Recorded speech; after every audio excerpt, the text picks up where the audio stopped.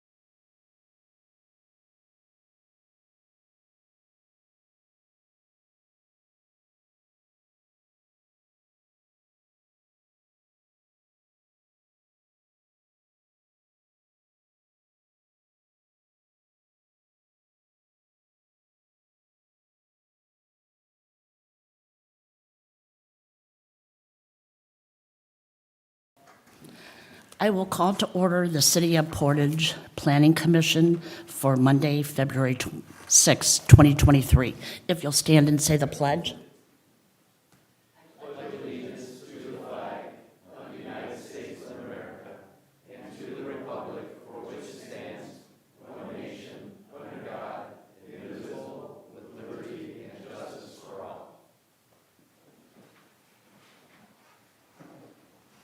Mr. Monroe, could you call roll?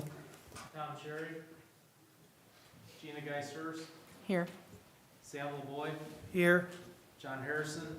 Here. Hortensia Moreno. Here. Charles Thompson. Here. Alyssa Weidenbach. Here. Kevin Witherspoon. Here. Denise Little. Here. Has everybody had an opportunity to look at the minutes? And if there are no additions or corrections, may I have a motion? I make a motion to accept the minutes. We have a motion to accept. Do I have a second? I'll second that. We have a second. All those in favor say aye. Aye. Opposed? Motion carries. Any reports from staff regarding our training session? Well, as you know, we haven't set. So as we get closer to the event, we'll be sending you guys some information in advance of that and reminders. So, but no, I appreciate everybody's patience in working. It took a bit, but we got it. We're set, and I appreciate, like I said, I appreciate patience and the work that it took to get it done. So I'm looking forward to it. I'm looking forward to it. Counselor, anything? I don't. Thank you. Could you call our first order of old business? Yes, Z0622 Old Top Homes, care of Todd Lee and Katie Cup of Hefner, Wagner, and Evans, 103 East Lincoln Way, Valparaiso, Indiana, requesting a change of zoning from R2, low-density residential, to M1, multifamily residential, and M2, multifamily residential, for 32.73 acres, plus or minus, south of Willow Creek Loop Road, between East Bend and Roswell Drive. Good evening. Good evening. Thank you very much. I'm here on behalf of the petitioner, and I'm joined by a very noisy Ed Olthoff from Ed Rechtenwall from Olthoff Homes.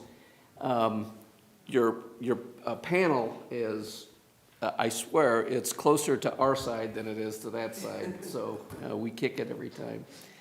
And I will before the night's over, I'm sure. As you know, we were here the last two meetings, I believe, presenting to you different concepts, hearing your concerns regarding this 32 acres on the south side of Lute Road. And we presented to you a series of 3 concept plans at the last meeting, and we had, I think, a very frank and productive discussion. And we've come up with a blend of those comments and concerns. We think we've circulated that, Mr. Monroe. Do they have the copy of that concept plan? Yes, sir. Very good. So the new concept plan is this. Again, we've significantly enlarged the paired cottage home lots and reduced the number of townhomes overall. So we have now, this plan calls for 90 paired cottage homes and 40 townhomes for a total home count on the overall parcel of 130. Throughout all of our concept plans, we have had and continue to have a large percentage or a large amount of open space, and this concept plan has 26% open space. That's a significant open area in anybody's estimation. The other things that we heard or had concerns about had to do with some conditions or some concerns. But as a reminder, this is a very unique property. It's the yellow parcel in this slide, and it's got 5 different zoning classifications or districts that touch it.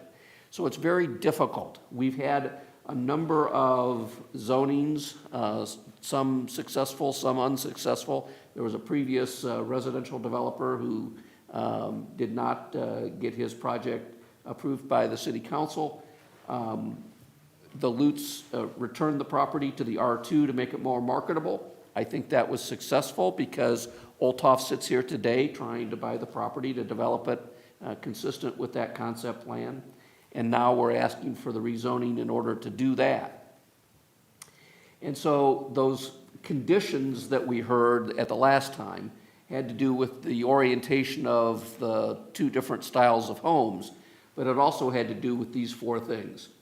And we are proposing that along with our request to rezone the property according to that concept plan, that we Olthoff enters into with the city a conditional agreement that says that if we develop the property according to that concept plan, Olthoff will do these 4 things.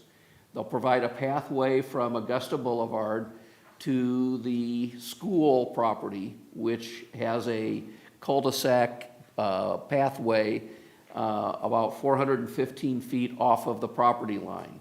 So we'll bring a pathway through the development to our southeast corner and then extend it if the school allows us to do so. We have to make that condition. But if the school will allow us to do so, we'll extend that pathway all the way over to the school's property where their current pathway ends. We'll provide for, along the east property line, a robust buffer yard, 60 feet wide. Buffer yards are typically 20, 25 feet, sometimes 30 feet wide. This is 60 feet wide, significantly enhanced. 60-foot wide buffer yard, which will include a raised berm, a fence, and heavy landscaping. We'll also provide for street right-of-way connection to the west. That was a concern of staff as well, I believe. And then we've limited as best we can the number of driveways out onto Augusta Boulevard with this concept plan. So those are the things that we've done in an effort to try and mitigate the concerns that staff and I think some of the members here had at the earlier meetings. We presented to you those 3 concept plans, and the concept plan that we're proposing is even less dense, if you will. In other words, there's more paired cottages than there are the townhomes from those 3 concept plans. That's our request of you to make a favorable recommendation to City Council for this request. Thank you. I'm now open to questions from the commission.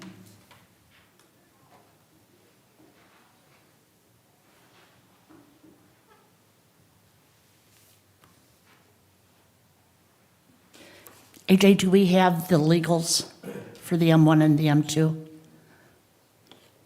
No, you do not. So if we receive a favorable recommendation and this heads off to city council, then we'll provide those legal descriptions. I don't want to, if the decision tonight was to move a line around, I just didn't want my client to have the cost of having the legal descriptions prepared over again. We've already had one legal description that we had to throw out, so now I Okay. thought, Okay. let's wait until we have some traction, and then we'll provide the legal descriptions if that's okay. Questions from the commission?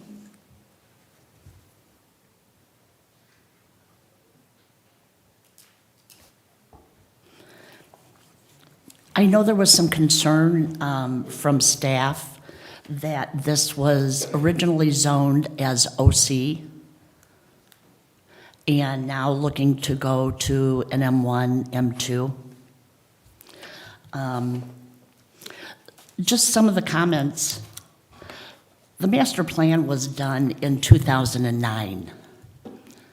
Our commercial sites in Portage have many vacancies. I'm looking to see what kind of developer would come in and do this.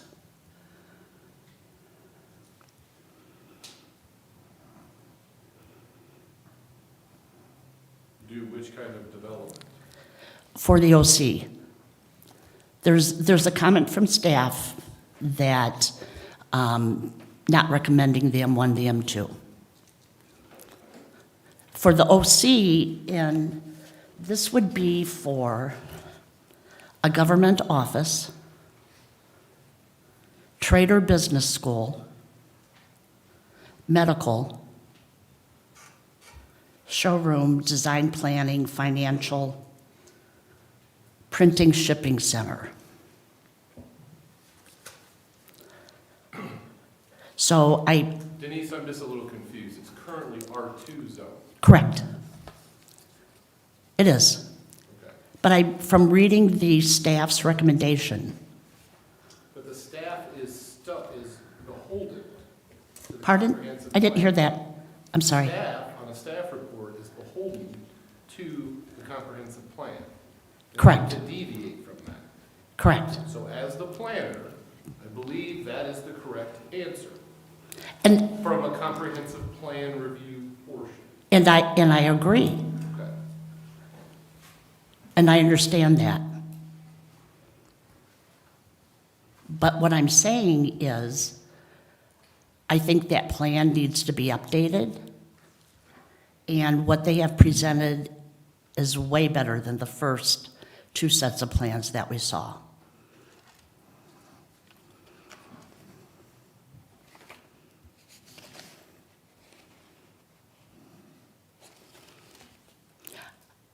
I don't see with North Shore Building in Sterling Creek, I don't see a big medical. The government has refurbished their facility and added more facility, so I don't see a government entity coming in.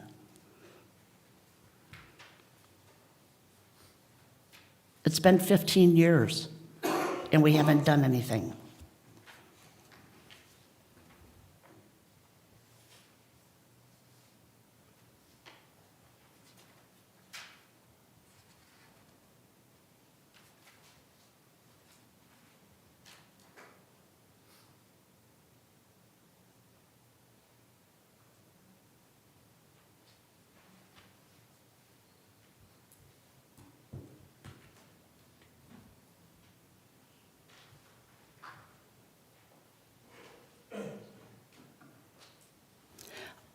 Are there any other comments or questions? Would you be contacting the school about connecting that path? Yes. And how many of the homes actually have a driveway on Augusta? So there were four, the four original lots, which is 1 through 4, I believe, on that concept plan. Yeah. Those have always touched Augusta with a driveway. And then there's one additional one that sits in between 31 and 34 there.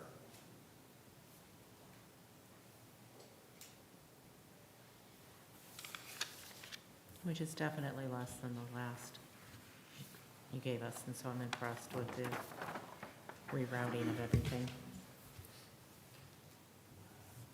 Do you have a timetable for when you would ideally like to do development? Well, just depending on how, how the process plays out here, so with the primary and everything. Yeah, so, I wouldn't envision this being started until sometime next year, spring next year. Tops towards the end of 2024. I mean, that could change, it just depends on what the planning process plays out to be.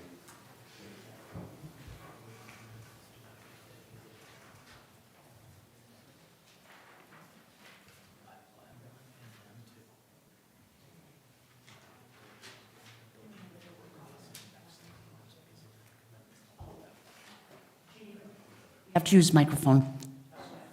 Can you repeat what you were?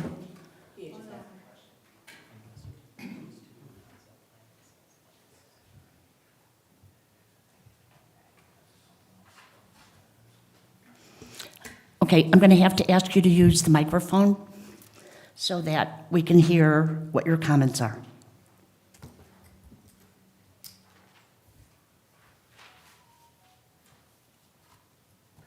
I was looking at the staff finding, and it talks about a negative impact on the property values on the north end and the east. And I was just wondering, I don't know if this question is for AJ, does adding that 60-foot buffer to that side, does it continue to have a negative buffer on there? Is that would that be an indication that it's being adjusted so that it doesn't have such a negative impact on the value of them homes on the side of the property?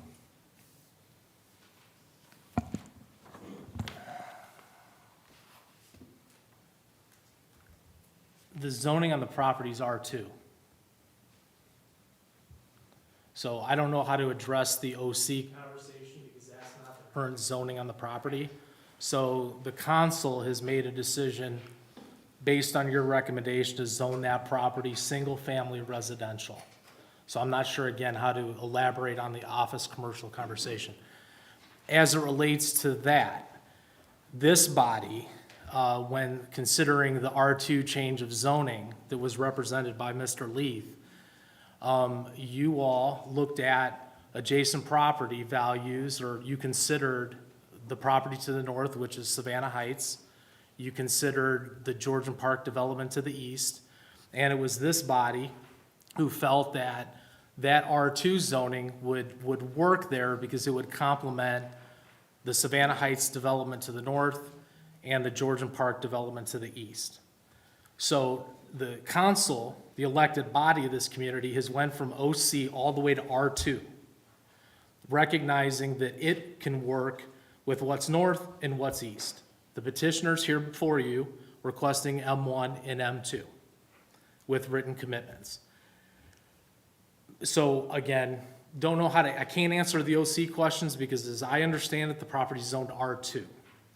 The next question is, are you asking me, is the city staff recommending going from R2 zoning that just got the blessing of this body and the common council to then go to a multifamily residential? You're not gonna get that recommendation. In addition to referring to an old plan that may be out of date, the most recent action of this community, its local elected officials, was to zone it R2. So for me, as staff in this community, I think that there's been a pretty clear statement made by the elected officials in our community. This committee is being asked to weigh their very most recent action that wasn't ultimately impacted or by the 2009 comprehensive plan, they went to R2. This petitioner seeking M1, M2. So I have to refer to the comp plan because those are the standards that staff is required to weigh when considering a change of zoning petition. I believe the staff report adequately does a very good job of identifying what our comp plan says. But we don't live in a vacuum, and we need to live in the moment. And in the moment, the city council, the elected leaders in this community, zone that property R2. If I might, again, when I appeared before this body and the city council just a short time ago to have the property rezoned to the R2, it was with the understanding, and we stated so, that it was a placeholder for marketing because we didn't think that we could market it as well if it was office commercial. And I think that strategy played out very well because exactly sitting here is a residential developer. And I don't know that they would have seen or felt this property to be ripe for residential development if it carried something other than a residential zoning district at the time. We're trying to increase the density of it because of that, because of the unique districts that touch it, including the office, commercial, including R2, which is around it all on the north and to the east. But it's got Menards to the south. And I just don't think the R2 fits on the south end particularly. And that's where we've got the townhomes in most current concept plan. And to your comment, Joe, with regard to the buffer yard, I would suspect that, yeah, the R2 is probably what the neighboring residential homes on the north and east would like to have. But is that realistic based on this? And if that's not the realistic development of this property, then is it office, like the comprehensive plan says? Or is it something like our concept plan with a 60-foot wide buffer? I suggest that the 60-foot wide buffer would solve all sorts of concerns with regard to the neighbors. We've got paired cottages. These are homes versus homes. That's not inconsistent uses, in my opinion. The last thing I'll say is that, as you pointed out, the comprehensive plan is dated. The state law says that you're supposed to pay reasonable regard to the comprehensive plan. And I think the age of the comprehensive plan and the development that's occurred since it was done are parts of the facts that you have to weigh as to how much regard you pay to it. If it was done last year or 2 years ago, I think it has much more impact than if it was done in 2009 like it was. So I think Olthoff has come a long, long way from the 183 homes that were originally presented in June to what we have now.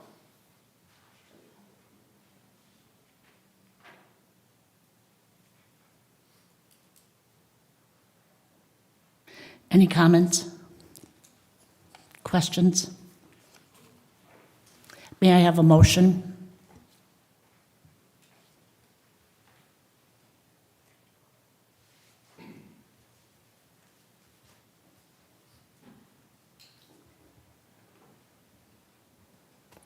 Motion to approve.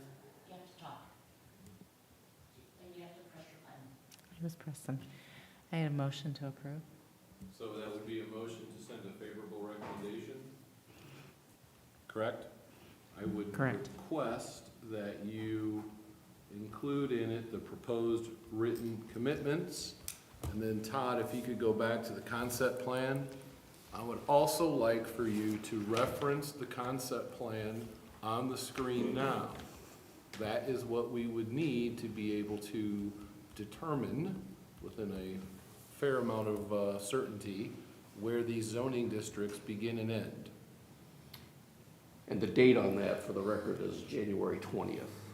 2023. I do see that, January 20th, 2023. The other 22.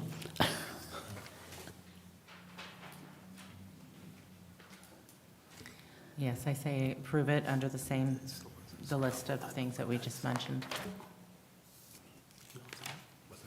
Does everybody understand what the motion is? Did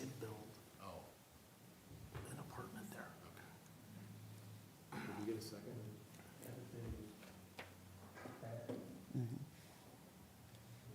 Is there a second? Not yet. I'm asking that before they make a second, if they understand what the motion is, so that someone can make a second. Let me add something else. So the motion is to send a favorable recommendation to take the written commitments as presented from the petitioner to reference the concept plan dated January 20th, 2023, I believe, if I can see Yep. that from here. That's correct. Yes. And the building types, because M1 and M2 have all kinds of different options, but what you're looking at, I believe, is what they want, so that shouldn't be a problem. So that's the motion, is that correct? Yes. All right, now we need a second, or. May I have a second? I'll second. We have a second. Mr. Monroe, could you call roll? Gina Geis Hurst, Yes. Sam LaBoy, No. John Harrison, No. Hortensia Moreno, Yes. Charles Thompson, No. Melissa Weidenbach, No. Kevin Witherspoon, Yes. Denise Little. Yes. 4-4. We have four and four against the motion. So we don't have 5, so we don't have action.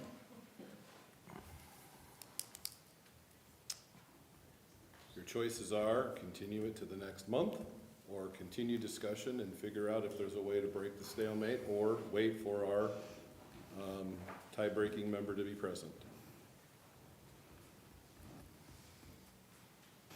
I would like to open it to more discussion to see why people voted for and why people voted against, to see if we can come to a common ground.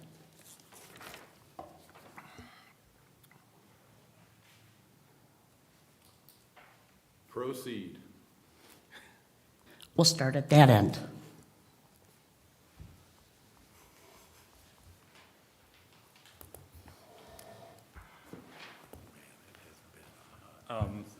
There's still too much M1, in my opinion, and as staff has mentioned, it's not following the comprehensive plan. Okay, and I think the difference there, that's why I gave on the OC, just let me respond, is because we are not on the comprehensive plan. We are zoned R1. R2. So the comp plan, even though in our staff report, the most desirable zoning district as defined by the 2009 comprehensive plan, office commercial. So because we are at R2, that supposedly is not taken into consideration.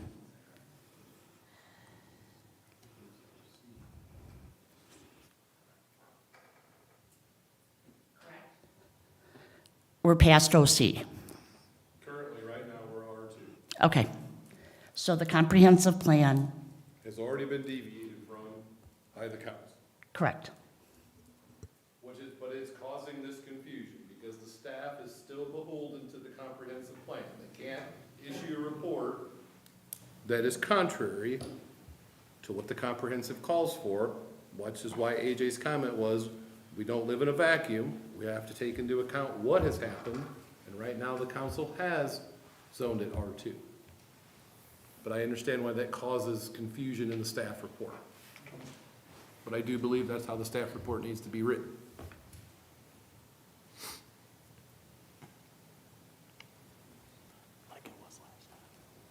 Well, and most likely the way it was last time, because it was beholden then behold now.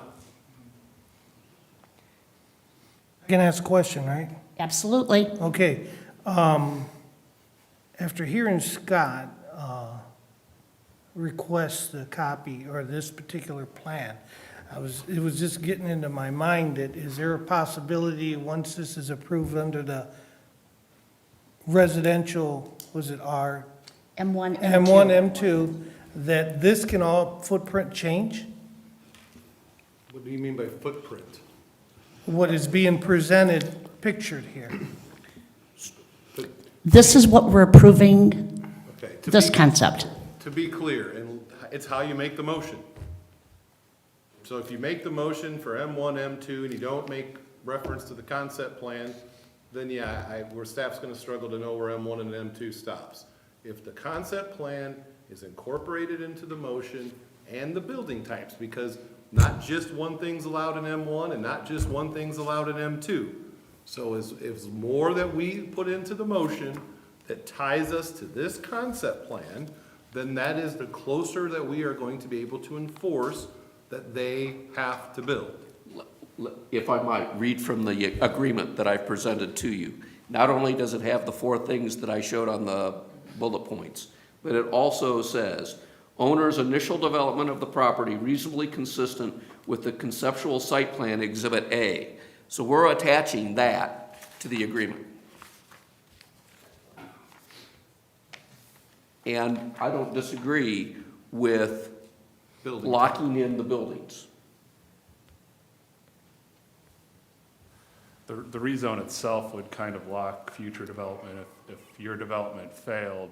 If this was rezoned M1 and M2, the boundary lines between would be set per your legal description. Exactly. Which, if that development didn't proceed, we would be stuck with a odd-shaped M1 and an odd-shaped M2 parcel. But the M2, if you look at the concept plan, the M2 is exactly, frankly, I think there should be more M2 running up the west side of the property where it abuts Breckenridge Apartments. That's consistent with the multifamily there on the other side, on the west.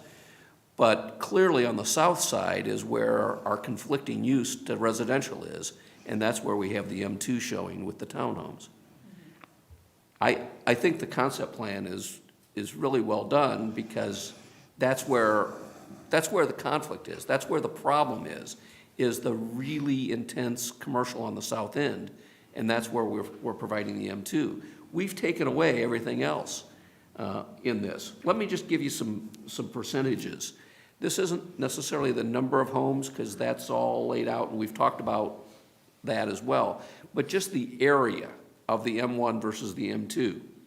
We started out with the paired cottages in June of less than 20% of the overall site was going to be in the paired cottages, and 54% of the area was townhomes.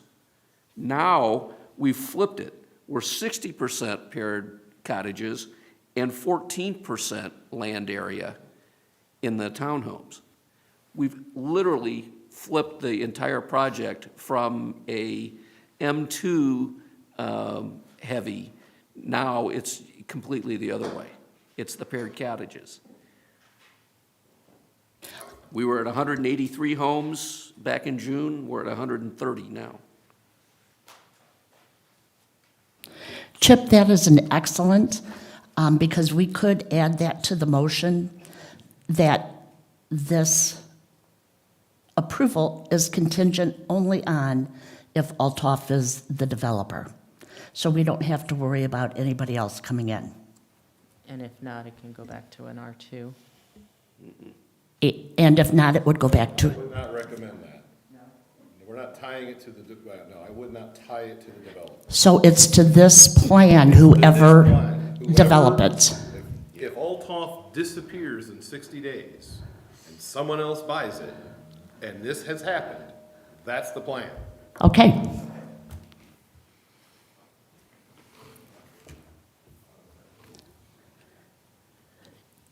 We need your comments. Oh, I said, I'm fine with that. And Still, if we approve this, it still has to go to council for approval also, correct? We're just giving a recommendation. But we just need action, whether it's favorable or unfavorable. Right now, we're riding the teeter-totter, so. I'm for the plan. I think that it's a good mix, especially with the townhomes up against Menards. And I don't know, I just think it works really well in this area, especially with the M1 with the paired cottages. I'm not for it, and I just think that it should stay R2. I'm not for it because I just think M1, M2 is the wrong development for that area. And also the council has spoken about that being an R2 development. I'm approving, I would like to approve this because I know it's going to go, there's going to be a boundary anyway from an M2 to an R2. And I think with this M2, this layout that they have done, I'm impressed, and the fact that you have changed it so many times to meet what we have requested.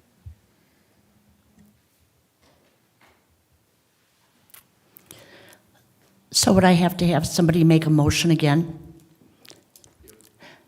May I have a motion, please?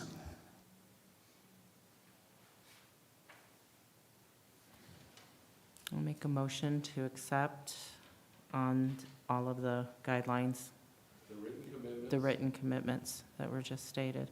Concept plan from January 20th of 2023, The concept plan from January 2023, and the building types as presented. and the building types that have presented. May I have a second? I'll second. Mr. Monroe, could you call roll?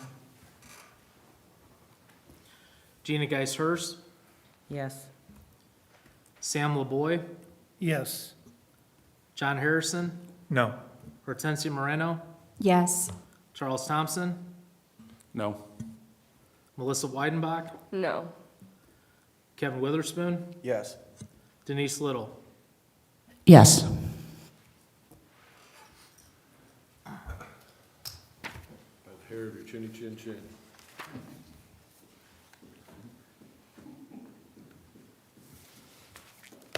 That was easy. Thank you very much for your time and consideration. Thank you.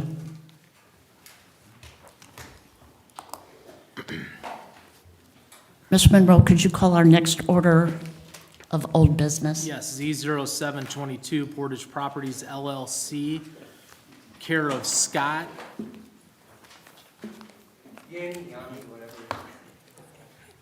What he said, of Yanni Law, 3 Lincoln Way Suite 201, Valparaiso, Indiana, requesting a change of zoning from neighborhood commercial to single-family residential for 5160 Central Avenue. Before we start, I would like to turn the floor over to staff for comments. Okay. Yes, thank you, Madam President. Members, you'll recall this matter was brought before you in December. You held a public hearing. We heard from several of the residents in the area. During the public hearing, some testimony or some information was shared with you. A pretty extensive amount of information was shared. We closed the public hearing.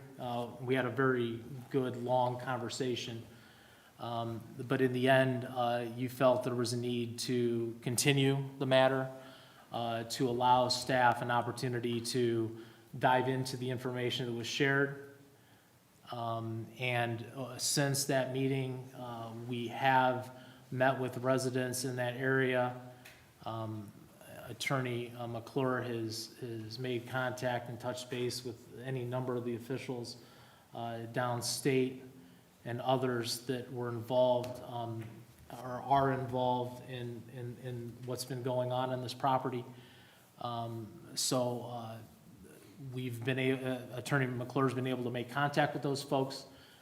He has a verbal report to share with you that we hope will help answer some of the unresolved questions that you may have, that I know many of you did leave with back in December. So hopefully, once you hear from Attorney McClure as to what he discovered, you'll feel a little better about the recommendation that you need to make. Thank you. So this is a fairly unique situation for a plan commission to be dealing with. We're kind of outside of our safety zone here, or our comfort zone, so to speak, as far as dealing with environmental remediation and in IDEM, et cetera. So I think that, you know, it's easy at the broad stroke at the beginning to think, you know, why wouldn't we, given where this property is located, want this to be zoned residential? And if there's the possibility of it being remediated to a residential level, then that would seem to be the thing that the city would want to do. In talking with IDEM and gathering the facts as reported through IDEM and those conversations with their counsel, I guess what I would like to try to make this a little bit more simplified. I think that we got really good information from the neighbors. I don't think it was all the way very accurate at times.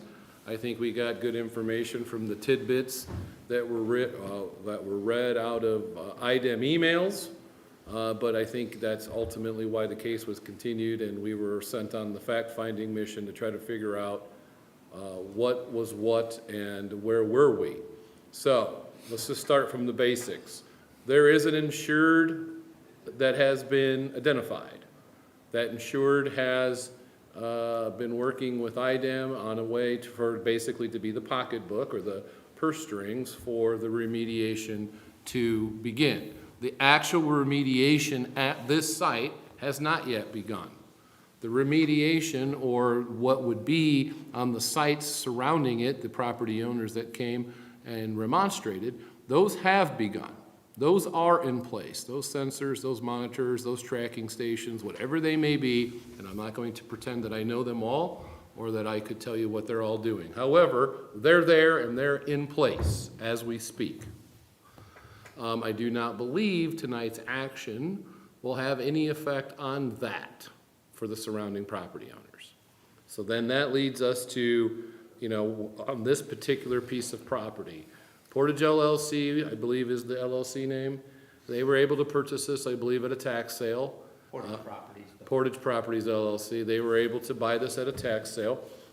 And what we have right now through IDEM is an approved remediation plan that would have it remediated to the commercial standard.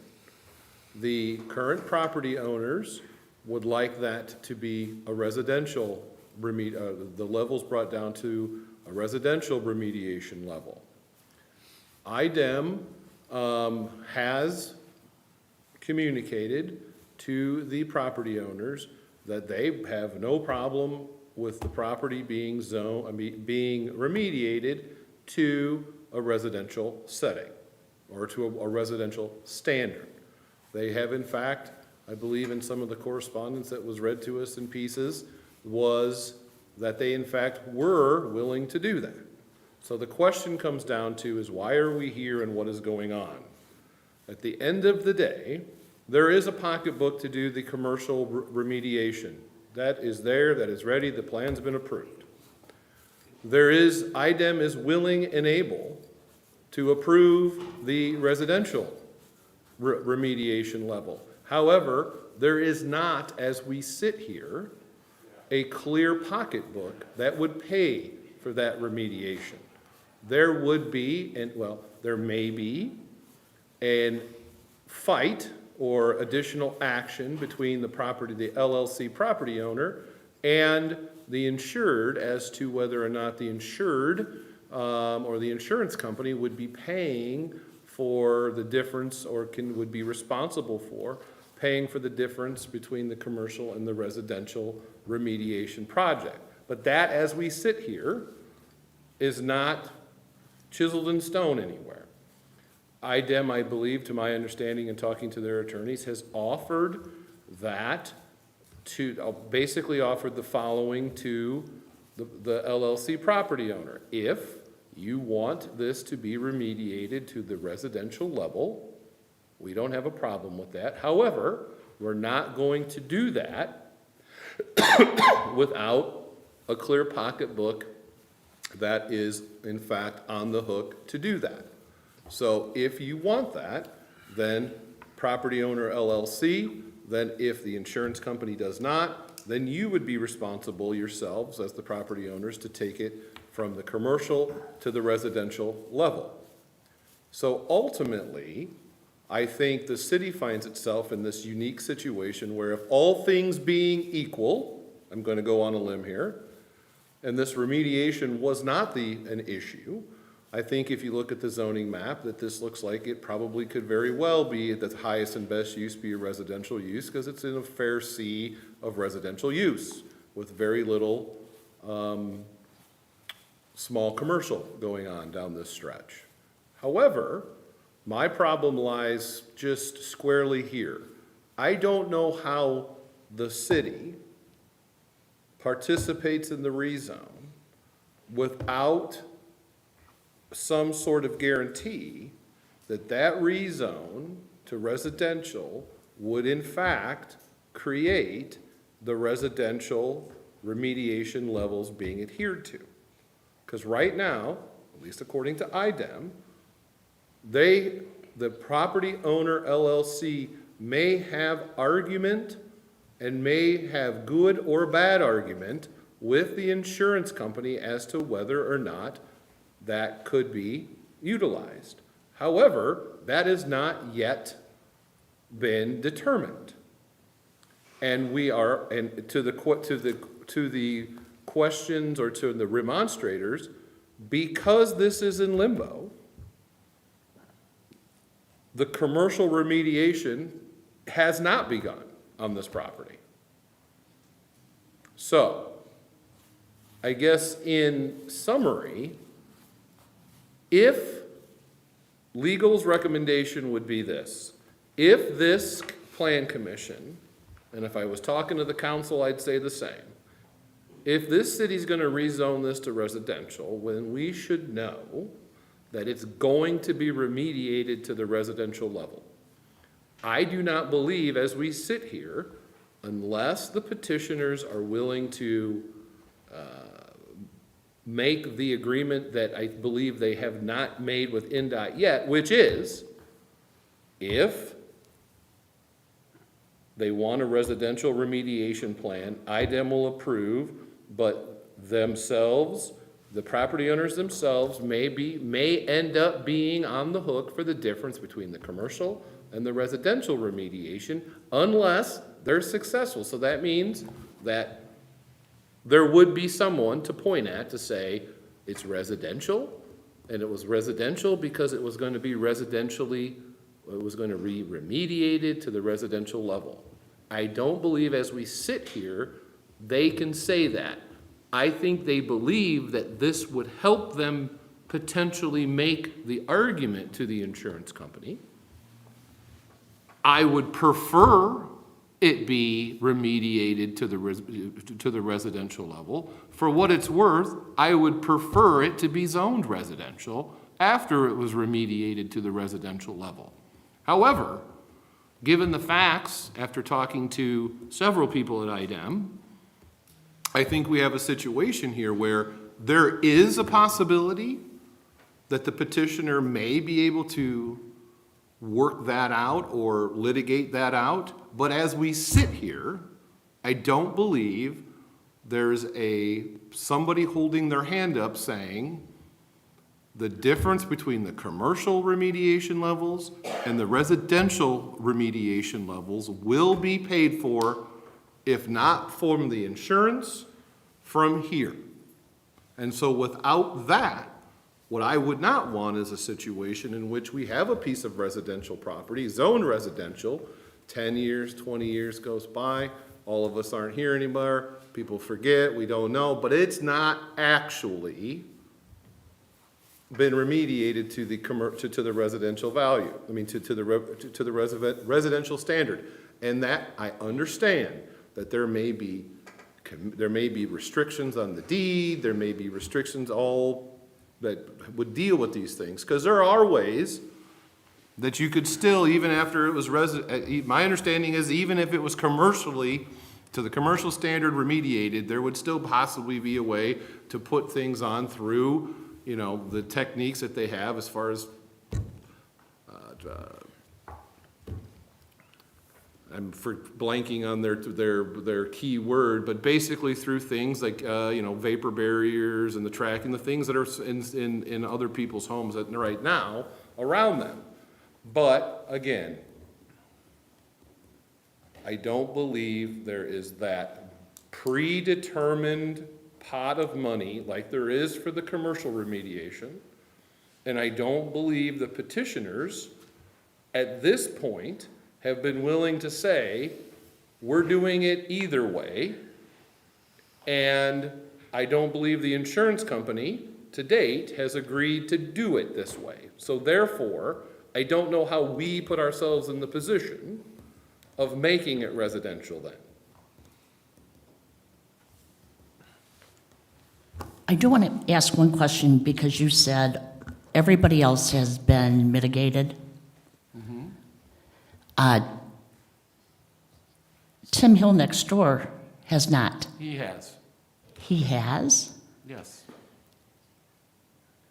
He has the systems in his house. Okay, because he said he has not. And I'm saying he has. Okay, That was part of the confusion from the remonstrators. The core site, the place where the contamination happened, that has not begun. But Correct. IDEM has not left the surrounding property owners dangle in the wind. okay, They've been taken off wells, they've been put on they've been put on city water, they have had their, and I'm blanking on the name, but the systems are in their house, they're tracking the levels. I think Tim Hill has made comment to staff, to make a fine point on it, that when I'm not here, when they come to inspect the equipment, they just are allowed to go in. I don't know what they would be inspecting if nothing's happened at his house. okay. That's why we had asked for the information before. Right. So that we could read it and know. Now I will open for your presentation. Thank you. And Scott, I'm sorry, this is Scott Yaney. Thank you for the chance to be here. Again, we were with you December 5th, and I don't want to belabor too many of the points that we discussed at that time because I did receive the staff report. I didn't get Scott's report until just now, but I did receive the staff report, and I think we are consistent, at least in the findings that I suggested, that the residential use is the best and appropriate use for this property. If we were looking at if we're looking at this neighborhood, if we're looking at the district, and all those things that concern us, including the neighbors, the surrounding neighbors. So I don't want to go too much into those factors, but I do want to at least follow up on Scott's report and perhaps even have a little bit of a discussion once we get some of these concepts out. One of the things that I want all of us to understand is, yes, there is an insurance company that has the obligation to indemnify the environmental exposure that occurred on this property, but also the surrounding properties. The insurance company, I'm sure Scott would agree, this is something that we navigate as attorneys, they don't decide on the exposure that they'll cover. They may have a view as to how much risk they think they are willing to satisfy, but they don't ultimately make the determination. In this instance, who makes the determination as to the extent of the cleanup is ultimately IDEM, and one of the factors that IDEM considers is the underlying zoning. Right now, of course, the insurance company wants to say, yep, we'll pay for a commercial cleanup standard. Why? Because that's at a lower cost to them. They'd rather not pay that. They're only paying that because they gave an insurance policy to a company that obligated them to clean up the property if something happened. And that's why they're here at all. And sure, they'll tell us right now, we're committing to this and no more. It's not their decision if they have to go to a residential. Maybe they don't want to get out their checkbook as quickly. They don't like that Portage Properties LLC is trying to remediate this property to a better standard for the community. No, they don't want to write that check. And they're not going to tell Scott, they're not going to tell IDEM, they're not going to tell Scott Yaney that they're going to commit to writing that check. Absolutely true. This is a unique opportunity. This is our one and only opportunity to ever get this property remediated to residential standards. It won't happen again. And let's consider why we might want to do that. Ultimately, I think that's this commission's charge and objective to see what you want in your community. But I think we heard, and after the last meeting, I don't know how long we were out in the hallway and then again in the parking lot, but we were very concerned with what we heard from the neighbors. And so we engaged those neighbors and we gave them, they didn't have a lot of the information that they heard that night until that night, and then until we supplemented further. And one of the things that Colin did, and this is Colin Martin, he was here last time. He's a certified hazardous materials manager, and so this is his background, and he can talk to us about some of these things. But Colin reached out to them after our meeting, each and every one of them, to say that, hey, we're here to answer all their questions and give them any information they might want. And our conversation with folks after the meeting was very different than we'd heard about them the first time at the podium. And it wasn't that we didn't try to reach out to them beforehand. I did have a couple of discussions, but people wanted to come here first and here and then express their concerns. One of the things we need to consider for those neighbors is, Scott's exactly right, there are remediation efforts that have gone on to Tim Hill's property, to surrounding neighboring properties, but we still haven't addressed the plume that is emanating from this site. And that plume doesn't just stay on, it doesn't recognize the geographical lot lines of this property. That plume and that stuff in the groundwater underneath needs to get cleaned. And the question is, does it get cleaned to a commercial standard or does it get cleaned to a residential standard? And that plume is going to, whatever standard that is, it's not going to just stay on this property. It's going to go to Tim's property and perhaps some of the other properties.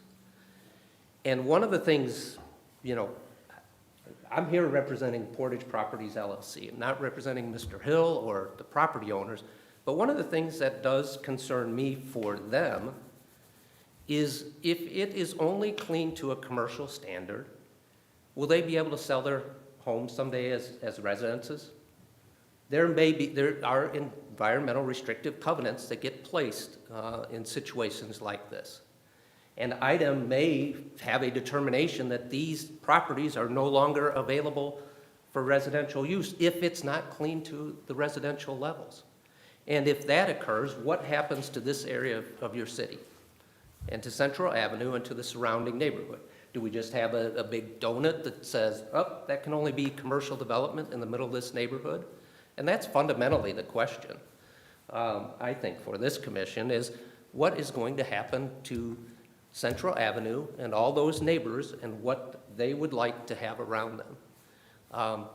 There will be some development, maybe if this doesn't go through, right, or the residential zoning isn't granted, then Portage Properties LLC still owns this property, and they'll have the right now to put up a commercial building on that site after, we have the insurance company fund the cost to get the commercial cleanup.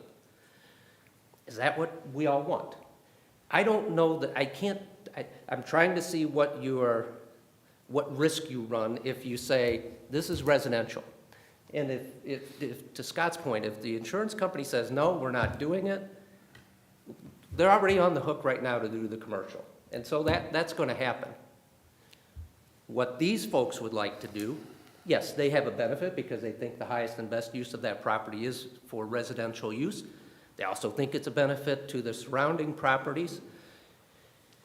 They're willing, they put in it wasn't insubstantial. Yes, they bought it at tax sale, but there's a lot of work and a lot of money being spent just to get here tonight and all the steps that led up to this point.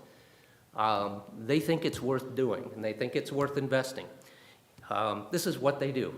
Colin was just telling me he was in Muncie with the mayor of Muncie today doing something similar. And, it was favorably received there. But it's unique what this company does. They look for environmentally distressed properties. Sometimes and oftentimes they don't have the right zoning in place, and they go take a gamble. They put their time, they put their dollars, they put their faces in front of folks and say, hey, we'll do this if you want us to do this with you because we think there's a benefit. So I would just ask that you all consider those types of things. I also know that, one of the benefits, I don't know that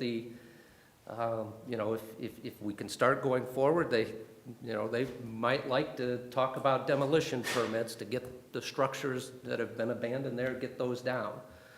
I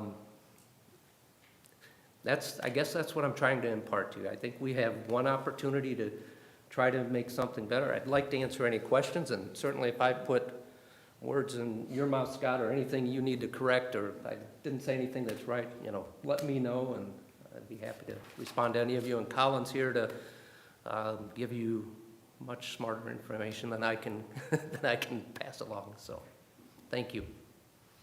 Thank you. Scott, did you have any response?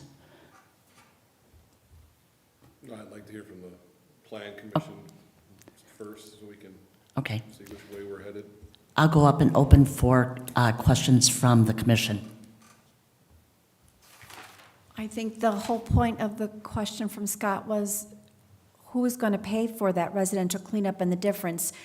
I don't understand how you could have the insurance company and then pull a switcheroo and say, oh, it's residential now. If I would think that they'd go back, because they're going to follow some really strict guidelines and say, it was commercial and we're only required to pay up to commercial. I mean, I'm not sure how you're going to win that argument with them when they're probably going to be really,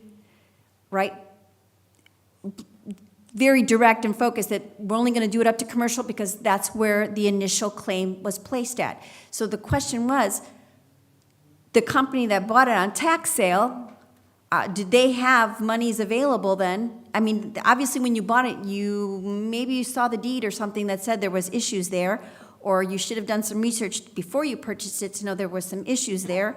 So you've inherited the issues. So you're responsible to correct the issues, but I feel like you're trying to get us to change the zoning to, I don't know, it just kind of embroils us to take on that responsibility because now we're going to agree on changing the zoning on something that obviously has some issues on it. So where's the money coming from to fix it? Right, and to answer that question, I'd like to address something I heard earlier. Item is partially right in that the insurance company has agreed to a commercial cleanup right now. The reason being is that's the cheapest possible way they can get out of this. The reason the insurance company has to pay for all the work done out here is because they're obligated to. They have to defend their client against the claim from item. They're obligated to do whatever item demands that they do. If item says you need to clean this up to a residential standard, they don't have a choice. They can't decide not to pay for that. They have to do what item tells them to do. That's the demand. That's basically the lawsuit. I agree. Circle. I don't disagree with that. But in talking to IDEM doesn't believe whether or not this city rezones it to residential or not, that they have the authority to turn around and insist that it be remediated to the residential standard. Now, whether or not IDEM's lawyers are right or not is for them and you guys to determine. But that's what I was told within the last couple of weeks. Scott, do you see any downside? So I mean, just to what's talk the plain, look, downside? everyone here would rather this be residentially remediated. You guys have sold us on that, all right? I don't think anyone up here says we would prefer it to be commercially remediated, all right? So the problem basically boils down to this. Let's just talk frank. You want to have a rezone because it gives you an additional position of authority or leverage on IDEM. If IDEM then says, yes, you know what, we've decided that this statute says that we have the authority to make the insured take it to the residential standard, then it's a win-win for everyone. But what I was told by IDEM's two attorneys on the same conference call was, they don't believe they have that authority. And even if I go past that, and they were stuck on at least discussing the fact that it was a commercial operation, insured as a commercial operation, and now being remediated at a commercial level. They have their obligations, but if IDEM believed, because I don't think IDEM either is sitting there thinking we would rather this be commercially remediated instead of residentially remediated, but I don't believe IDEM thinks whether or not we rezone it after the fact residential now or not, that they have the statutory authority to make the insured comply if they then said, well, it's zoned residential, here's a residential remediation plan that's been approved, and you're on the hook for it. And if we're wrong, I know Colin has a point, let's just say that Let's say IDEM does it for a moment. Yeah, what's the downside? At least Then we've we taken had- a shot at residential here, and we have an argument to make. Because And then the we downside is commercial cleanup. We end up with a piece of property zoned residential that hasn't been remediated to a residential standard. That's what we end up with. And then I start to consider, is it the highest and best use that this commercial piece of property sitting where it's sitting is worth? I don't believe this statement's true, for what it's worth. This piece of property, rezoned residential, remediated to a commercial level, is its highest and best use, worth the most amount of money to get back on the tax rolls and into the marketplace, as opposed to commercially zoned, remediated to commercial, and developed commercial. And I think that puts us in Right. a bind.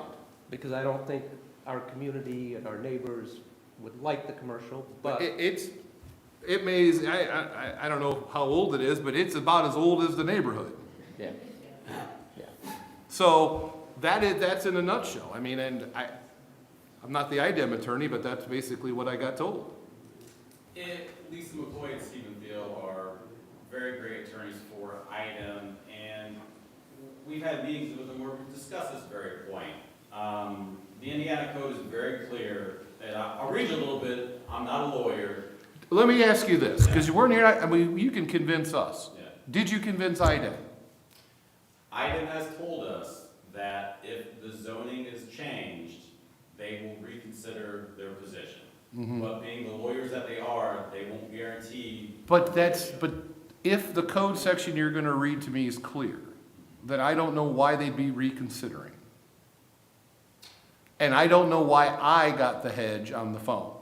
Because I got the clear impression that whether this city rezones it or not, they didn't believe that they had the authority to force it onto or obligate the insured to do it. Which is why I had to listen to a whole segment of the conversation about if they'll do it, but they don't care who pays for it, but if they're gonna do a residential remediation plan, somebody has to be on the hook for it. I think part of it is, Scott, they're sitting as and I'm sorry if I'm distracting, but I think they're sitting as an administrative body. And it's kind of that little bit of a conflict. They're not quite a judge, but they don't want to say what they're going to do. My apologies. They don't want to say or commit to what they're going to do until you, us, or anyone else before the set of facts present themselves about what they'll do. That's my sense of it. I have read the statute that Colin was going to cite. I think that IDEM is constrained, but I could see them not wanting to take an argument, especially when they know this is a point of contention. When we've talked to environmental lawyers on this very specific issue, and they're all in agreement, several law firms here in the state, all in agreement of this position. And because the statute says remediation objectives shall be based on the background levels of hazardous substances, so what are the concentrations of the chemicals that are there at the site, or an assessment of the risk, taking into consideration the expected future use of the site. As it is currently zoned as a commercial, IDEM has told the responsible party, with the insurance company paying for, it's commercially zoned, a commercial remediation work plan is sufficient. Now, if the property is zoned residential and it cannot be used for commercial, IDEM then is bound to evaluate the expected future use. So let's assume that for a moment, let's play it out. So we rezone it, we send a favorable recommendation to the council to rezone this to the residential level. So another 30, 60 days from now, you have that. You take it to IDEM and IDEM says no. Then what? IDEM says no how. They say, we don't agree with your reading of it. We are not going to force it on the insured. What we would do then is litigate the point with IDEM. And what happens in the meantime? Does the commercial remediation begin? That's problematic because once that. So the answer is no. So that's the practical ramification also, is that whether you're right or not, put that aside. If IDEM isn't in lockstep with you, in agreement, which I don't believe they are, but let's assume they're somewhat in lockstep with you, okay? If IDEM doesn't make the move, your option is to sue the insured and litigate the insured and IDEM. And then in the meantime, the plume is where it is, moving where it goes, because we're not going to begin the commercial remediation while the issue. This property, though. What's that? This just affects this property. But it's the site that it began. And we're lobbying to try to get the most amount of cleanup for this site. I get it, and I agree with you. I mean, the It's goal, not affecting the anyone goal else's is the property. same. Yeah. The goal is the same. But the timing on which the remediation begins hangs in the balance. So we have two hurdles. The first hurdle is, does IDEM believe they have the statutory authority, if we rezone it, this many years later, okay, to obligate the insured? Hurdle number one. Hurdle number two is, if IDEM doesn't agree with you, then your option is to litigate. That litigation is somewhere between, I mean, as you know, the lawyers in the room, it's 2 to 5 years. And in the meantime, the commercial remediation will not have begun. But let's just say the alternative, right? This isn't granted, don't even have the argument. Commercial cleanup goes forward. It's still on this property, right? It's simply on this property. There are eventual, right now the other properties, as we've been discussing, they've been remediated, right? So with regard to this property, does something need to happen, I guess, immediately to know that the ground, nothing's gonna go on up above until there's a cleanup completed?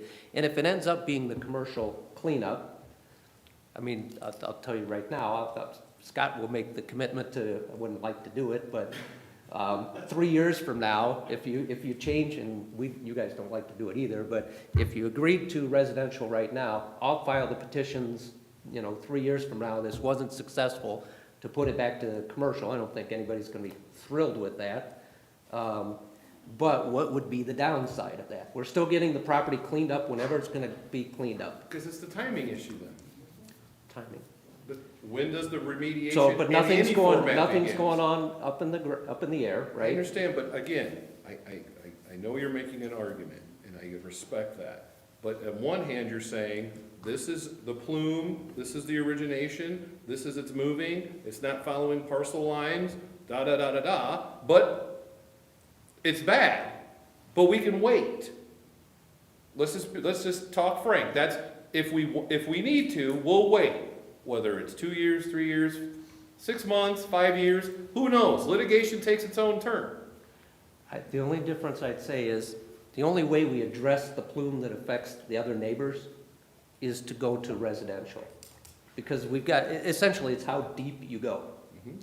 And the only way we get to that plume ever, right now, it's where it's at. I feel like it's important to point out their remediation plan, and I think if you have the original figure from our submittal, you'll see our remediation plan wanted to do the entire site. Their remediation plan was just to do a portion of the site down to commercial levels. They didn't want to do the remediation of the rest of the site.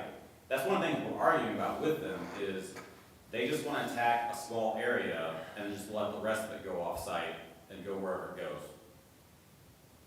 That, I guess, that's a roundabout way of saying to you, what is the downside of trying for a residential cleanup? Now, you have a baseline of commercial set already by IDEM, only affecting this property right now.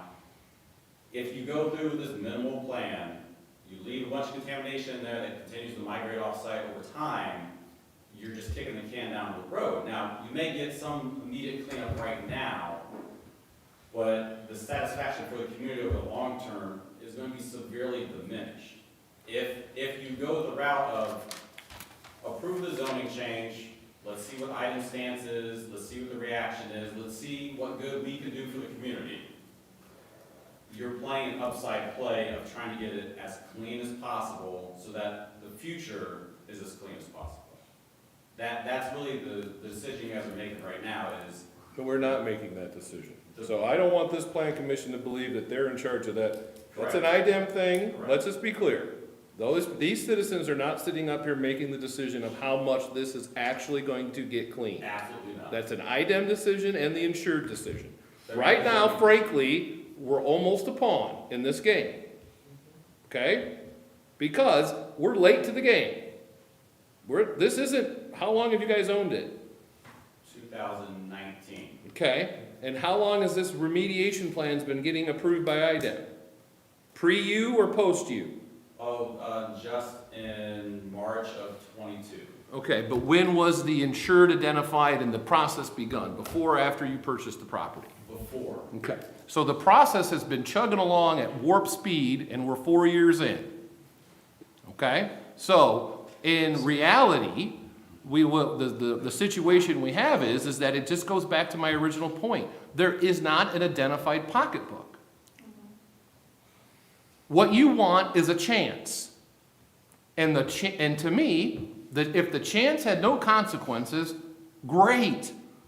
Go give it the college try. But the consequence is while that chance is maturing and ripening and the decision is made, the commercial remediation does not begin. And the plume, if it's moving, continues to move. It's been moving since they identified it in 17 or 18 or 19 or whenever it was.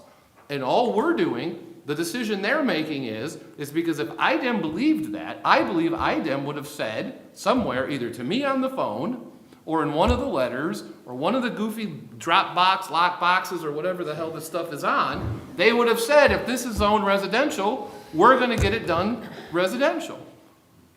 And they haven't. They didn't tell me that on the phone in private. They haven't put it in any letters to you guys. Because not just that they're holding their cards back, not that they're worried that they're going to get their hand smacked if they tell you the secret sauce, but I think they have legitimate statutory concerns on whether or not they can take the rezone, and that in of itself is going to change this. So the chance you're requesting, the problem with it, or the potential downside is the timing in which the remediation, at least at the commercial level, begins. That's ultimately what the give and take would be. If they give a favorable recommendation and the council rezones it, you're gonna try, you're gonna get your chance to try. And I hope you win, I really do. But if you don't, and you have to litigate, then we're gonna be sitting here in probably 2028. Maybe, maybe not, the remediation has begun. How long has this site been vacant for? Well, how long's the plume been there moving? I mean, we can't have both ways. It can't be an imminent danger of it moving around and going off-site, and it's okay to wait 3 or 4 years. We never said imminent. Well, I did, my day, okay? Yeah. So the dry cleaning activity's been going for a long time. There have been hydraulic studies out here that we have funded that have shown that the plume is not moving quickly, it's just been around for a long time. So when we talk about if it's not cleaned up down to residential levels, you leave contamination there, it will continue to move. We're talking 20, 50, 70 years down the road, it's gonna continue to move off-site. Now, when did the release occur? No one knows, but for a plume of this size, it was probably some time ago. Now, this site used to utilize a septic field behind the site before they got connected to the city sewer. There's some evidence that that was a release scenario, and that was probably 80, 81, somewhere around there. So odds are at least part of this release occurred 40 plus years ago. So it's not as if 1 year or 2 years, the plume is gonna move much more than 10, 15, 20 feet. But over time, those footages add up. And ultimately, what they have to decide is, if they give the favorable recommendation, and with what IDEM has indicated in their written correspondence and on the phone call with me, that the chance is going to most likely take some form of litigation. And in the meantime, we're not gonna go. We're not gonna have it begin. So that's ultimately the decision on their recommendation that they have to make. And what harm, just asking, just so we can have the discussion, but what harm if that plume goes, anybody, 10 or 15 feet while this happens, and it doesn't show up, at least I don't think, above ground anywhere and impact anyone? Is that our downside risk versus forever leaving this a commercial site? It'll never get cleaned to the lower depth? Scott, it's not quite that simple, because remember what I said, that there's the dry cleaner, and then going north, that plume has been migrating. They're only talking about cleaning up to commercial standard the center of the site. The rest of the contamination they're not cleaning up, regardless of if you approve this or not, under their plan, that will continue to move off-site, because they're not gonna clean it up. We're talking about doing the entire site for residential use to get it all cleaned up. So even if you say, well, it's just gonna sit there and migrate off-site, if you don't approve this, and they just do their little commercial, all that stuff's gonna move off-site anyway. There really isn't a downside to going after the residential cleanup. And I think that's a risk that we have to factor in as well, that you have that other eventual migration and you never have that. You don't have a chance to ever get to residential standards, and what's the risk to the residents? Well, I think we've argued enough, so it's up to you guys. I have a very simple question, because this came up while the neighborhood was here. What do you think that lot is valued at? Currently, No, mitigated. remediated, To what standard? Let's say residential. Residential with no deed restrictions? I'm sure there's going to be deed restrictions. There's an option. I believe that's what you guys are angling towards, is a residential cleanup that has no deed Okay. restrictions, correct? Okay, so let's, how much do you think that land is worth? You have to know commercial cleanup to no deed restrictions, similar to what every other person in that neighborhood likes to see for their impacted properties, cleaned up all the way, no deed restrictions on their property. Not that much. I mean, it's a developable piece of land here in Portage, but So give me a guess, how not much? Southern California. Just as the land itself, a few times what is required for them, I guess. Is what? 30. You're the I don't know, yeah, I don't know, I'm guessing at land values, that's, I mean- 30,000 I mean, perhaps for the lot? How much? 30,000 for the lot, I think maybe? you're in the range. Okay, so I don't understand, because you also own the company that's do the mitigation, so you're not making the money on the lot, but you're making the money on the mitigation. No, the insurance company is paying for their consultant to do that. Correct. Oh, Wilcox is gonna do, The insurance company's paying for Wilcox to do the cleanup. and you won't be involved at all?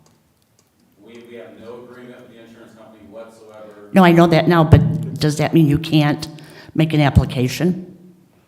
If the insurance company wanted to select enviroforensics to do the work, they could, but to date, they have not. Okay. It's just hard for me to understand for $30,000 why you're going through all this. Well, by the way, lot itself, then perhaps build and develop a home on this. I mean, there are a lot of aspects to this. So ask the next question, remediated to commercial, what's it worth then? What's it worth at commercial remediation? And commercial zoning? I don't, you know, There will be restrictions on it at that point in time. Correct. Yeah. I don't know. We look at developmental standards now and trying to develop a commercial, you know, it's not what existed at the time that dry cleaners were there. I don't know that you could put something on there with parking and all of your requirements, so it may be, You need to drive down the road, there's lots of things that are on there that are that small. I would say for the discussion purposes. well, Scott, I understand. Double the residential lot. I mean, there's a small tattoo parlor, there's a small liquor store, there's Heating and air? small heating and air, and I get it, there are restrictions, and then as far as the developmental standards go with the setbacks and the parking, but there are commercial pieces of property in this area that are smaller, I believe, than this. Well, isn't there a middle? Hey, everybody, how you Yeah. guys doing? Isn't there a middle condition of there's already a building there? Mhm. So we have a legal, non-conforming structure, possibly, so how But do it the may not be in development very good, standards I'm work? thinking it might have to go down from the condition that I've seen, but, Okay. Scott, I mean, I could be wrong, BJ, but just walking that site, it just did not look good structurally, but I'm not. Yeah, it's not the Taj Mahal, that's for sure. Scott, is there any way, because we want the time frame, we want it to happen now. We don't want it to happen in 2024. We want it to happen now. Is there any way that they could place a bond for the difference that they've agreed to pay for the commercial and what it would cost to do the residential? If they could not get that through within 6 months, they could lose that bond. That's deep, No. but that would say, Well, not only that, we'd have to determine the difference between the commercial remediation cost that's agreed to, and then the residential remediation cost that, and then come up with that delta between the two, and then ask them to bond for that delta, and then 6 months isn't enough time for anything okay, at this point, as far as if in fact IDEM and the insurance company, if there is a true disagreement, which I believe there is, 6 months isn't gonna ferret that out. okay, It might get some horses on the track and everyone going in the right direction, but that isn't gonna be the solve. right.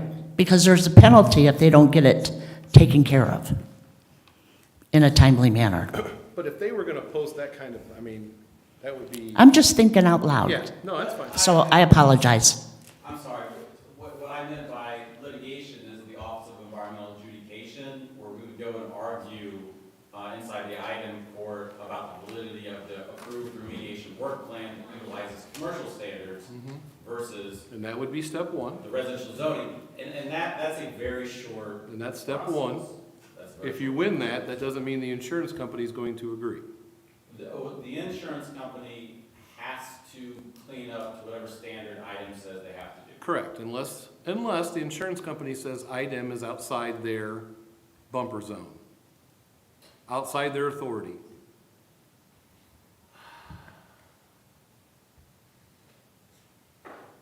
What's the difference in the cost? What's the difference in the cost between a commercial and a residential? What is planned and what you want? What we have proposed, an unencumbered residential cleanup, probably cost maybe $1 million more than what they're proposing. Okay. Somewhere in that order of magnitude. I mean, they are literally proposing to do a very small amount of work. So that's the delta between the two. How long when would you have that finding from IDEM? It Ballpark. would be within 90 days. That's, I think it, because you and I are thinking, I was right there with you, 2 to 5 years, oh yeah, that's litigation, but administrative, adjudicative, not that they couldn't challenge items, so I mean, but I think, I don't know, I get the sense that's rare for that to occur in that environment, but. $1 million is a large motivator. I don't think so within the environmental cleanup world, that's pretty small. They spent way more than that already, probably 2 times that on this at least, And what's their limit? multiple times that. Well, any questions from the board? I just think there's too many unknowns right now to make the determination to change the zoning. May I have a motion? I have a question, and if this is rezoned, what are your plans for the property? Are you taking the building down? Are you taking the concrete parking lot out as well? We have a couple of bids, Skyline Construction and Jackson Demolition, who's doing some demo work for us in Hammond to bring those buildings down once the property is rezoned residential in advance of eventual residential reconstruction after the remediation is completed.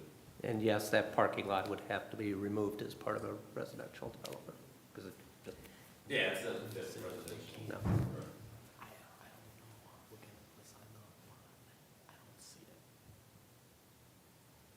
And is this, I was told by a resident that you've DC'd any cleanup right now with Wilcox not allowing them on the property, is that true?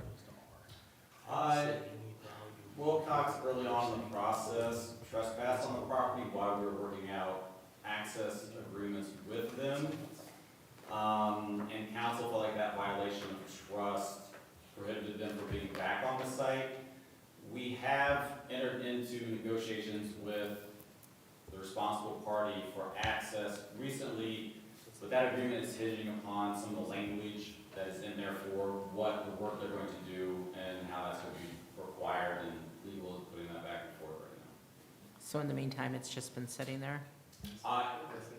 We have done a lot of work in the meantime, several rounds of site investigation, monitoring, developing our own on-site remediation work plan that was sent into IDEM. There's been a lot of work and effort put into that. In lieu of allowing Wilcox, the property owner has fulfilled the IDEM obligations for on-site work.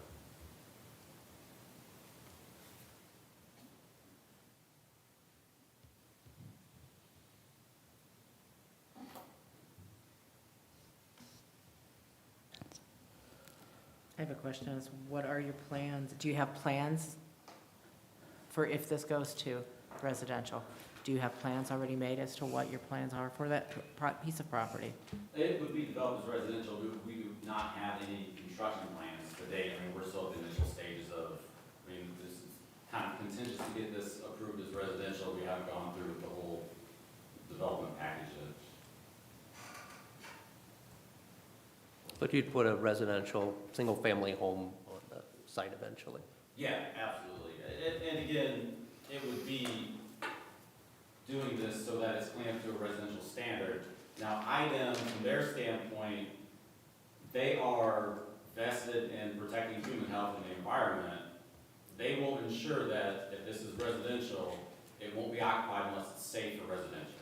That's why they put the mitigation systems, that's where all the off-site remediation work is being done, because I was doing that to, the switch to city water from the drinking water wells, I was doing it to protect human health.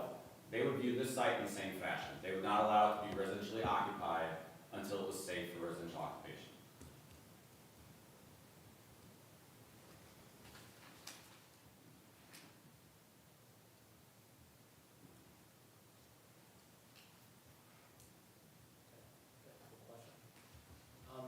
In some time during the conversation, there was a statement that I took a note on because it was sort of a shocking comment.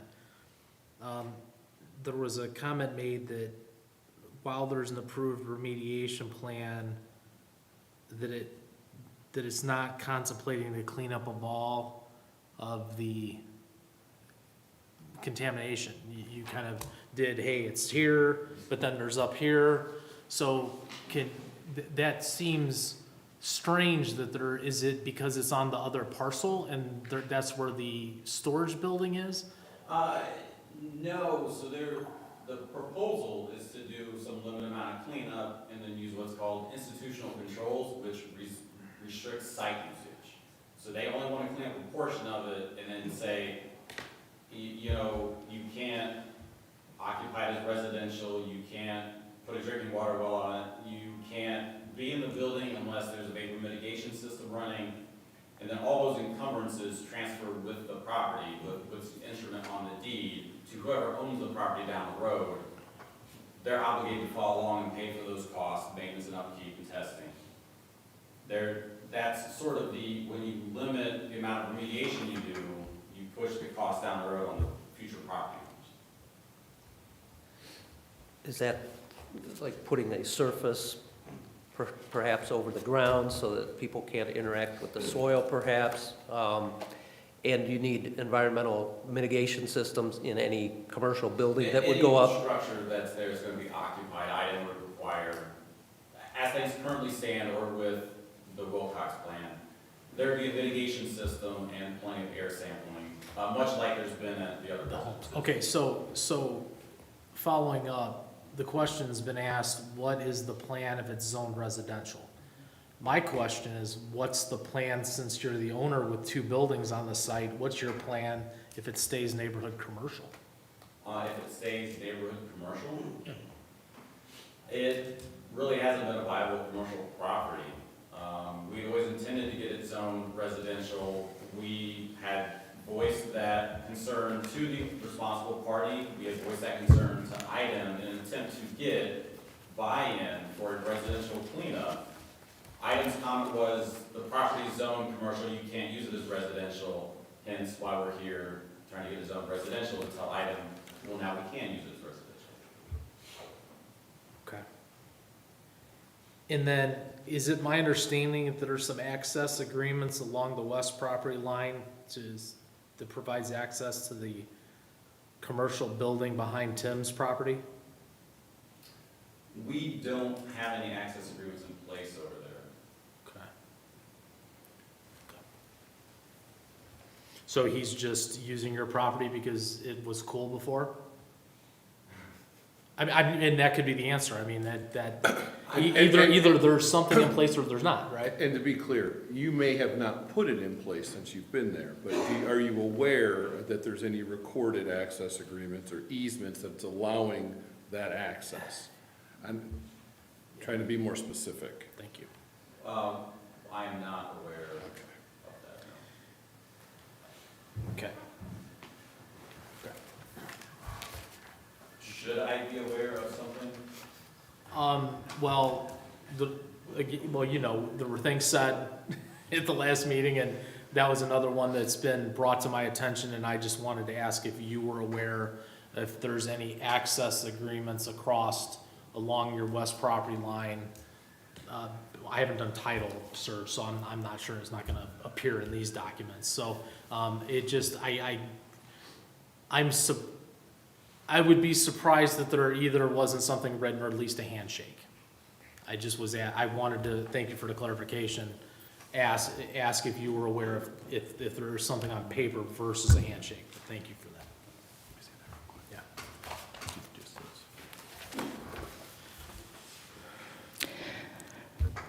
Okay, if everybody's done, may I have a motion?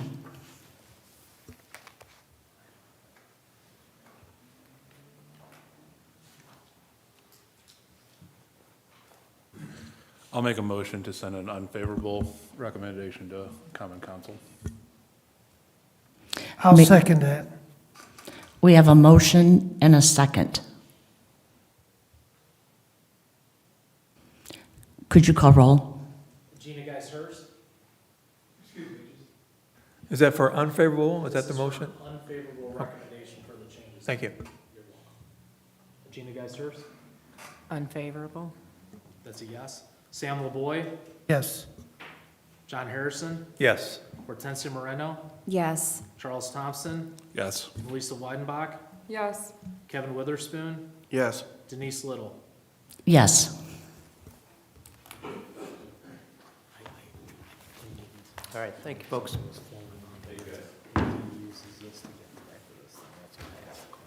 always thought that was part of that. Yeah, it's not when you look at the. Could you call our final order of business? That's in the Jason property. See it? So, the remediation of just those, you know what I'm saying? Yes, pardon me.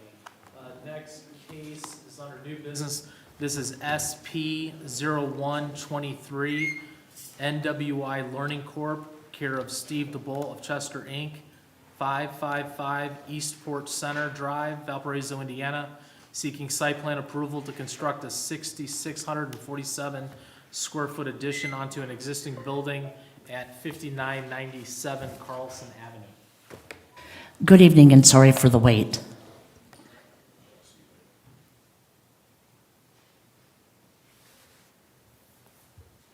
Thank you. Thank you very much. Thank you. Good evening. My name is Steve DeBold. I'm with Chester Incorporated. With me today also is Tony Bakay with Chester Incorporated. The site we're looking at tonight is located in the northwest corner of US Highway 20 and Willow Creek Road. There's an existing building on the site. It's about 6,300 square feet. It's located on the property with existing parking lot on the north side and the east side of the site. This property is zone BP Business Park, along with the west property, the north property, and the east property. And the property located just south of this property across US Highway 20 is zone C1. On this existing property, on the west side, there is an existing detention pond. On the north side, there's an existing detention pond, and also on the east side of the property. These existing detention ponds are interlinked by storm culverts, and in the north pond, there's an outlet that outlets to the Carlson Avenue right-of-way and the infrastructure in that right-of-way. The existing parking lot is accessed off of Carlson Avenue with two existing driveway approaches. What we're proposing today is an addition and a remodel to this building. So the existing building will be remodeled, and we're proposing a 6,647 square foot building addition to the south side of the existing building. So back in, I think it was April maybe of last year, this property was approved to house a child care facility within the BP zoning and on this property. What we're doing to improve the property is the existing parking lot, we're going to seal coat the pavement and restripe it to accommodate 50 parking spaces. In the northwest corner of the site, there's an existing dumpster location, which will be removing that existing concrete pad, and we're going to propose a new concrete pad with a dumpster enclosure with opaque gate. We'll also be improving that location by adding a sidewalk down to that dumpster for access purposes. On the north side of the existing building, we're proposing a covered entryway, moving the existing location to enter the existing building to the north side. We'll be improving that. Those sidewalks will be ripping out the existing sidewalks, putting in new sidewalks to make it more handicap accessible. What we'll also be doing, right now, the existing water line and the existing sanitary line, they come into the existing building on the north side. None of that will be touched. We'll be keeping that exactly in the same location. We'll feed the existing sanitary water through the existing building to the proposed facility. We are going to be bringing the stormwater up to date to today's stormwater standards, which means we'll be enlarging the detention ponds on the north side, the west side, and the east side. We'll also be deepening it slightly to install a sediment basin where the sediment could settle out before outletting off-site. Those areas will be seeded with a emergent wetland seed mix to make it more environmentally friendly. The existing parking lot has 3 existing light poles. Those light poles have metal halides on the fixtures currently. We'll be replacing those light fixtures with a LED fixtures, a full cutoff fixture, and by doing so, we'll update the the parking lot light levels to bring it up to speed for 1 foot candle per on all impervious surfaces. So we'll be updating that, bringing that up to code. Let's see, the existing landscaping plan. If we look at that, we worked closely with Lakeshore Landscaping to develop this plan and city staff. We are proposing 33 trees and 86 shrubs. Compare that to the required 23 trees and 54 shrubs. So we're making a substantial investment in upgrading the landscaping on the site. As far as the aesthetics of the building, the existing building is currently split-face block. The building addition will be to match that, and we'll be using a fiber cement board on all the proposed gables. With that said, I'll answer any questions that you have. Thank you. I'll now open to questions from the commission. With this being a daycare, and there's going to be a playground, Yes. and what type of barrier will you have to protect these children from, because Route 20 is so busy and people walking down? Yeah, if you look at the proposed site plan on the screen, there's basically, there's 2 large playground areas to the west, and we'll have a 4-foot tall decorative aluminum fence to surround those play areas. So only the playgrounds are going to be fenced in? Yes, only the playground areas will be fenced in. Now, will they come right out of the building into that fenced area? Yeah, all the classrooms will open up to the exterior right into those fenced-in areas.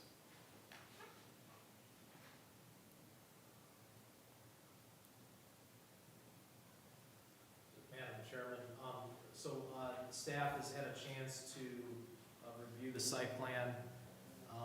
In the staff report, you'll see that there were, so after review of all the members of the DRC, planning department, engineering, stormwater, sanitary, all the department heads have reviewed this. You'll see in the staff report, we had 4 outstanding issues that we identified as contingencies. Subsequently, you should have, that I believe was delivered, a letter from Chester, Steve, at the Bolt, that outlines how they addressed the 4 remaining contingencies. And he's satisfied staff's concerns. It would be our recommendation to approve the site plan 0123 with no contingencies. This thing fully complies with the city of Portage's zoning and development standards. Thank you. You're welcome. Any questions? May I have a motion? I'll make a motion, we approve the site plan. Do I have a second? I will second. We have a motion and a second. If you could call roll. Gina Geis-Hurst, Yes. Sam LeBoy, Yes. John Harrison, Yes. Hortensia Moreno, Yes. Charles Thompson, Yes. Melissa Weidenbach, Yes. Kevin Witherspoon, Yes. Denise Little. Yes. Congratulations. It looks like a great building. Thank you very much.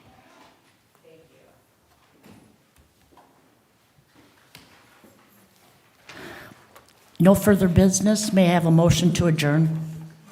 Motion to adjourn. I do need to read the case. Oh, I need to read the case. Okay.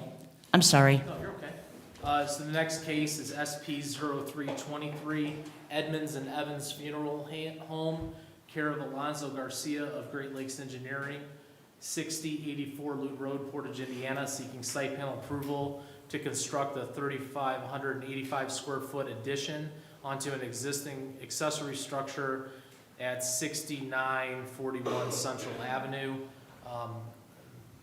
Madam Chairman, we have received correspondence from the petitioner's representative that they are requesting to be continued to the March 6th Planning Commission meeting. So if you could put that in the form of a motion for the record, we'd appreciate it. May I have a motion to continue? Make a motion to continue SP 03232 to our next meeting. I'll second it. We have a motion and a second. Could you call roll? Gina Geis-Hurst, Yes. Sam LeBoy, Yes. John Harrison, Yes. Hortensia Moreno, Yes. Charles Thompson, Yes. Melissa Weidenbach, Yes. Kevin Witherspoon, Yes. Denise Little. Yes. Thank you. And thank you for doing all that research for us. Thank you. Greatly appreciate it. Thank you. May I have a motion to adjourn? I'll make a motion to adjourn. We have a motion. Do we have a second? I'll second. All in favor, say aye. Aye.